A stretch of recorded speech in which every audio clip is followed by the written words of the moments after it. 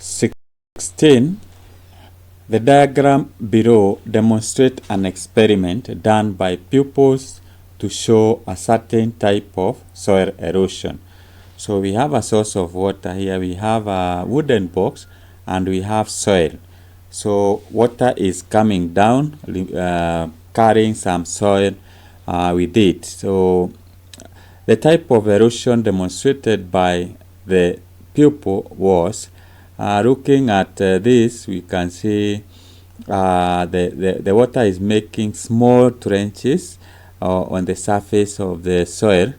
That kind of erosion is known as rear erosion. So that is a correct answer.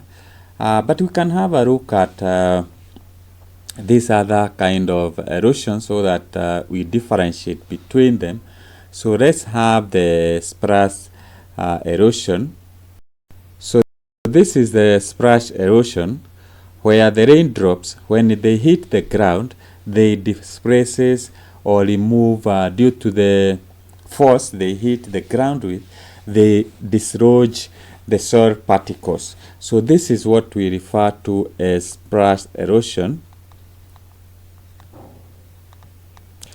Splash erosion. So next time you ask such, you should be able to answer. And with that, let's have a look at gully erosion.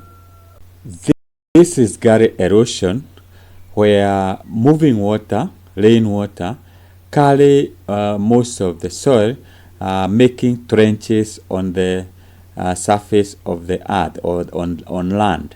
So this is what we call gully erosion.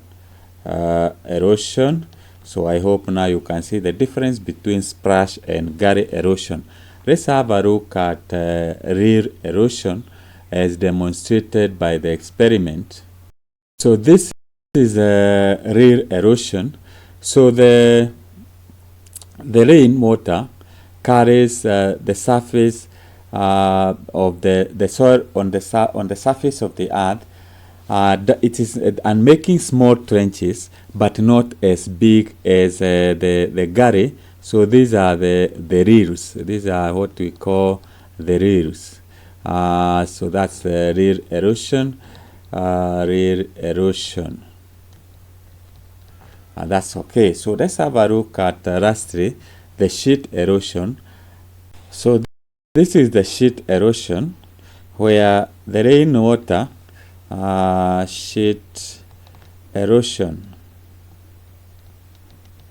So where the rainwater carries the surface, the topmost soil on the earth surface. So that is a sheet. You know, like we describe the iron sheet. So that's how we describe the sheet erosion.